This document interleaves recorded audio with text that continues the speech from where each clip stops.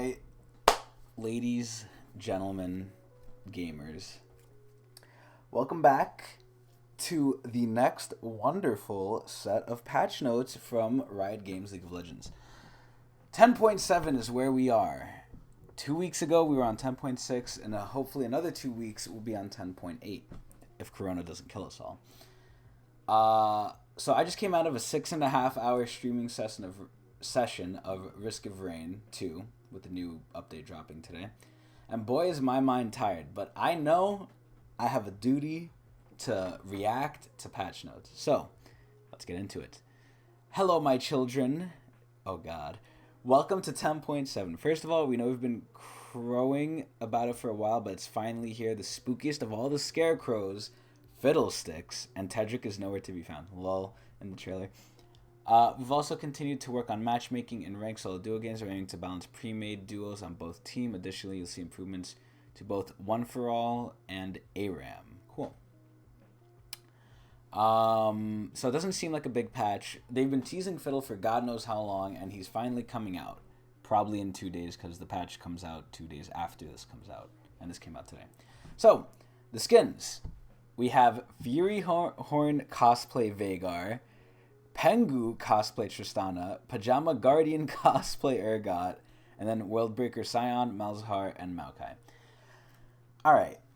I think the cosplay skins are really great. I love the Tristana one. I think the Veigar one's pretty good. I think the Tristana one is the best because she's cute, but Veigar's definitely a close second. Urgot is just like, they did it because the fans wanted it. It's like, come on. Worldbreaker skins, I generally dislike them. I think they're all ass, the ones that are out right now. These Worldbreaker skins, I haven't looked too much into them, but they seem pretty okay. They don't seem too bad, but I don't like them too much. But they're not as bad as the other ones. I'll give them that much. So yeah, pretty decent skins. Pre-made balance in ranked. As we've mentioned last patch, we've been working on some matchmaking improvements like autofill balance. We'll be attempting to make sure that when one team has a duo, the other team should have one as well.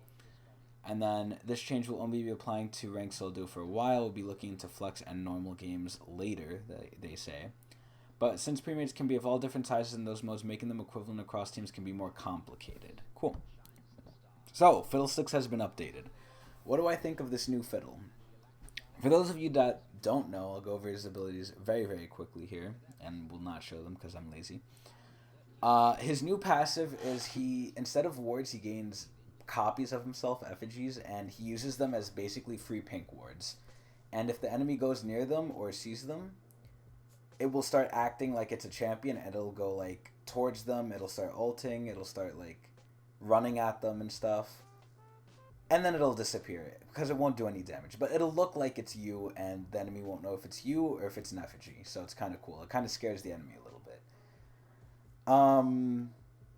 So that's the passive. It's a pretty good passive compared to the old one, which just gave move speed. The new Q is basically the same thing as the old one. It fears. It's a point and click fear. However, I feel like now it's a projectile. However, I don't know if it's a projectile. And if they're already they have a fear cooldown, right? Like, you can't fear them, let's say 15 seconds after you feared them. If you try and Q them again, you'll do percentage health. Both do percentage health, but I think if they're already feared, they'll get more percentage health, and then I'm about to just fucking look at it. God damn it. Here, fucking let's just watch it. Let's just fucking watch it. If you haven't already seen it already, here it is.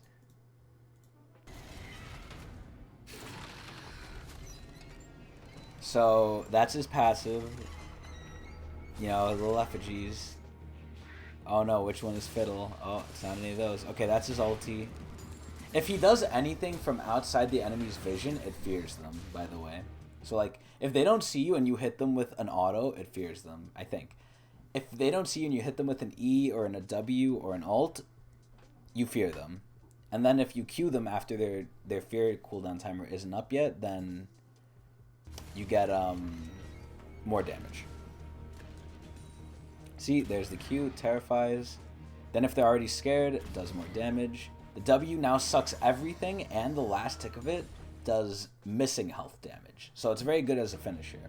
The E is a swipe, and in the middle of the swipe you silence. And the R is the same thing. So that's the new Fiddlesticks. There you go. Basically, I think the new Fiddle looks amazing. I think he's still hot ass garbage. I don't think he's really that good. I mean, he's probably as good, if not better than the old Fiddle, but is he good? No. Is he better than the old one? Yes. He looks hot as fuck, though, and I really like it. I'll probably fuck around and feed on it. So just try it out.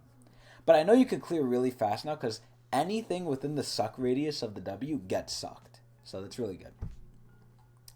Akali. What do I think of Akali? I think Akali has been nerfed to the ground. I think we have to see buffs. In an earlier patch, we adjusted Akali's ultimate so that its targeting was a little less free to access, creating a huge cost for what was previously an easy to pop off ability. But using her ultimate is an important part of her gameplay satisfaction. I think no one's satisfied playing Akali at this point. So they reduced it by 20 early. That's pretty good. Will it change anything? Probably not. She still probably sucks ass. Corki. I think Corki is the same every single patch. He's pretty decently good. He has a pretty weak early. He ramps up a lot mid, and his late game is nothing to laugh at. But he's somehow not an AD, so. W direct hit burn duration increased. Damn, so they're buffing his damage. And they already buffed the last patch, too. That it, like, ticks more, and now it's ticking for even longer. Damn, okay, pretty good. Galio, I think Galio sucks ass. They're just going to keep buffing him until either him or Silas are good because they kind of occupy the same role. A little bit. Obviously, differences with the ulti, but when you think of Silas, you think of, okay, guy who's going to go in, disrupt their team, and live a little bit. And then, excluding the ultis. Galio, you think of the same thing. Guy who's going to go in, disrupt the enemy team, live a little bit, hopefully. But anyway, Galio's been in a sad state. Thank you, Riot. And we've been working on reigniting his essence as an anti-magic guardian, which he shares the overlap with Silas. Our previous buffs didn't seem to move the needle, so we're trying something a little bit more adventurous. Yeah, not giving him damage. Now grants W Shield of Duran's passive magic damage shield to all allied champions in the area he casted as R. This doesn't fucking matter unless you're going against full AP, and even then it's like... It's very, why wouldn't you go something else? But, I mean, I guess Galio's okay with this. Will this change anything? No. Galio still sucks. Garen.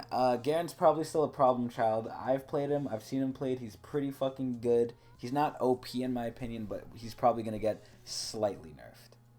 Passive cooldown increased. No! After they nerfed it.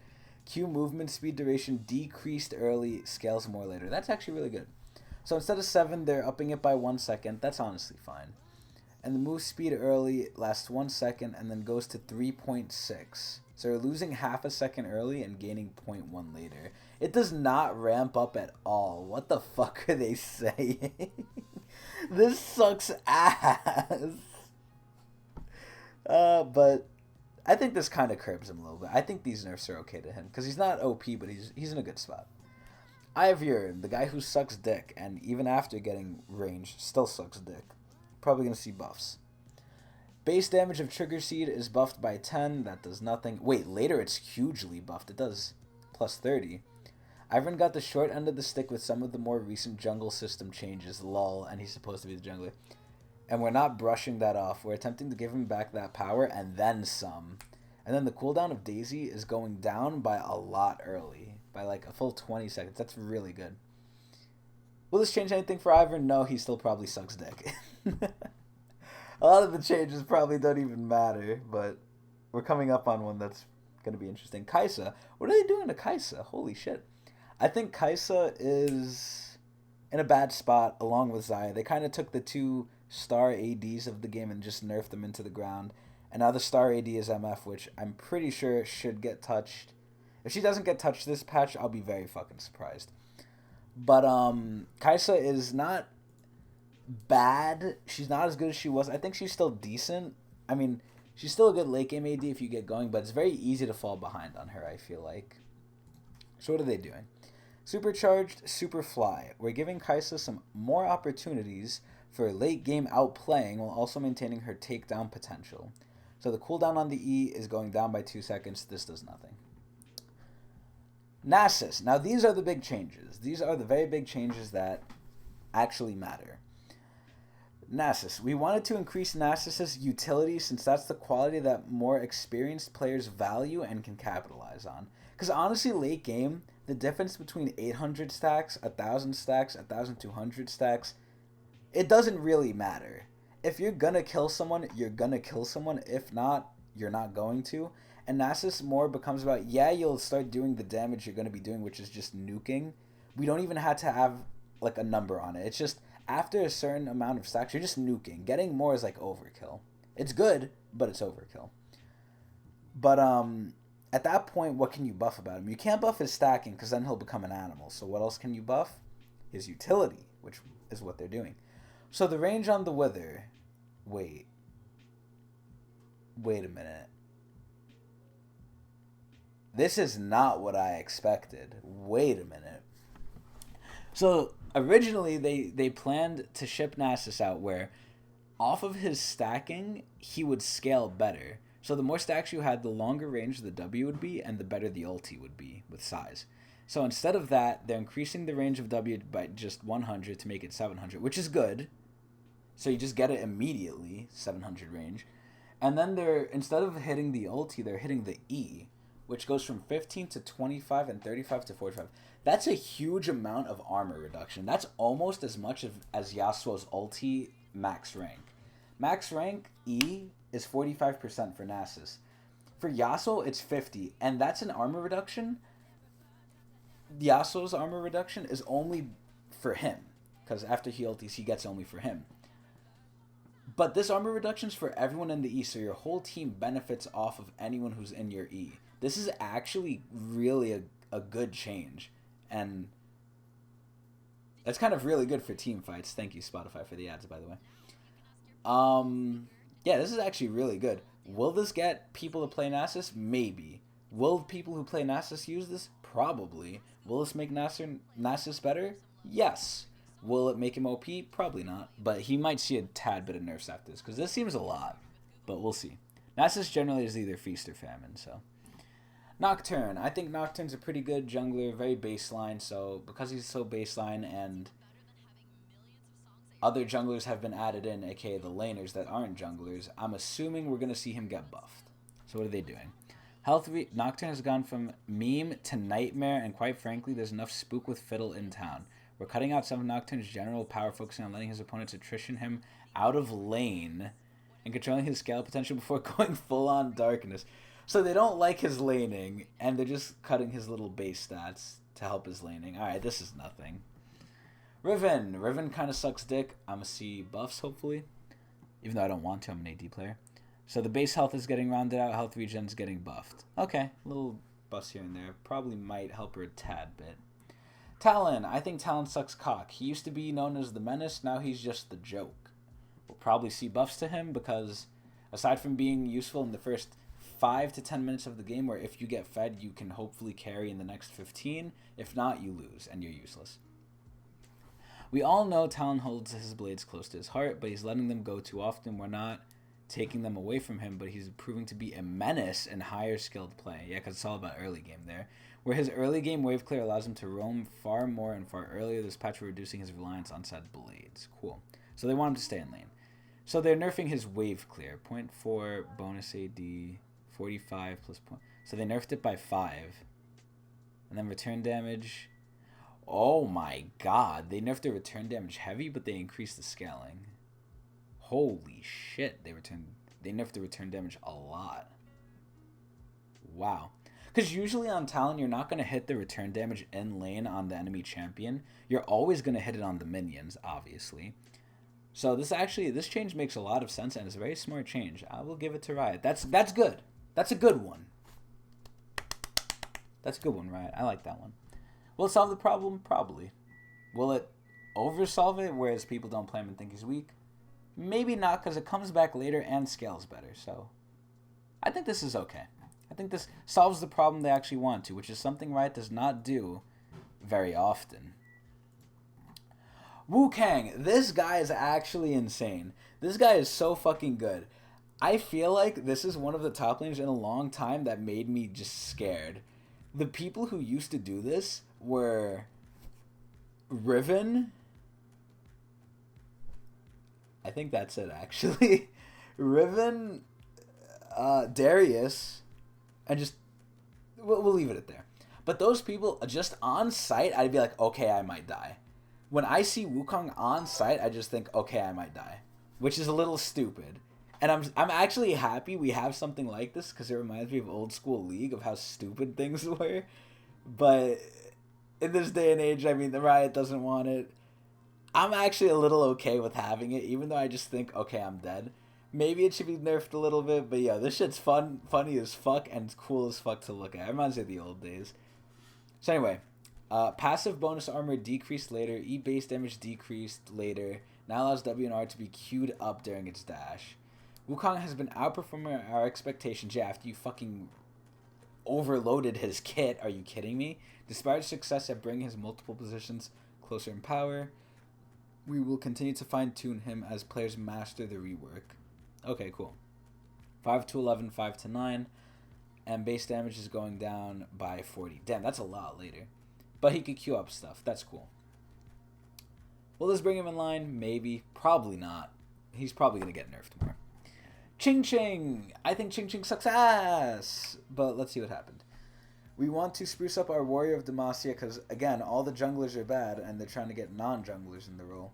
We want to spruce up our Warrior, upping his durability and endurance to difficult fights. 10 to 78, 10 to 112. That's actually a pretty big fucking buff. Especially once you go with the right runes and then Spirit. Yo, that healing is no joke later on. Will this change something? Yeah, I think this actually might give Xin Zhao a little bit of a late game survivability. A little bit more. It doesn't change anything too badly, but this is pretty good. I actually like this change a lot. Another second good change from Riot. Runes. Conditioning. Activation time increased. Conditioning has been overperforming. When hasn't it been, honestly, in its history? Particularly for tanks, the people it's supposed to be good on. And fighters, which it shouldn't. It should be a little more costly to one's early power for what it gives in the late game. Where it stands head and shoulders above any other single rune. So it takes 12 seconds now. Wait, what? I didn't even know it took 10. That's so much time. Holy shit. But isn't that a buff, though? Oh, no. This is the one that gives you, extra armor and MR. Oh. Yeah, this is really fucking good. I actually, probably, even after 12 minutes, will still take this. Phase Rush. So this nerf means nothing, basically, for the thing before. Phase Rush. Movement speed for melee champions increase. So they're buffing it for melee. Is nice. And for those who traditionally... Yeah, I think Phase Rush is honestly very lackluster because all it gives is move speed. So, buffing it is fine. One for all balance changes. I'm not reading these. Maybe the nerfs. Darius, Volibear, Wukong. Okay. ARAM free-to-play rotation and balance changes. I'm actually curious about this. Free-to-play champions are chosen for ARAM. Before 10.7, the previous 3 weekly free rotation were available to play in ARAM. Going forward, we're making all the following 65 champions always free in ARAM. Wow. To the current free week. Doing this allows us to give ARAM players a broader and more consistent set of champions to pull from, as well as making the free-to-play pool easier to understand. We hope you enjoy it, and we'll catch you out of the abyss. That's actually amazing. I'm really glad. I mean, I'm sad they got rid of Twisted, but I'm really glad they're showing a lot of love to ARAM, because honestly, ARAM is pretty fun to fuck around in. I sometimes just play ARAM if I don't want to play Rift, or if I don't have time to play Rift. I'm just like, hey, let me just fuck around in ARAM. It's very chill. No one flames at all, barely. There's barely any flame in ARAM because no one gives a fuck. And it's just fun, and I'm really glad they're keeping it and giving it love. Bug fixes, no one cares. Skins I talked about, cool. I got through this in a decent amount of time, about 20 minutes. And it's a pretty short one anyway. Overall, pretty decent patch. No changes I didn't really agree. No changes I didn't disagree with. 2 or so changes I did agree with. Overall, I'd give this patch a 7 out of 10. Not bad, not great, but pretty good. So, I'll see you guys in 2 weeks if Corona hasn't killed us all. Which it won't because it's being massively overblown, but whatever. So, see you in 2 weeks, 7 Marc Merrills out of 10. I'm out.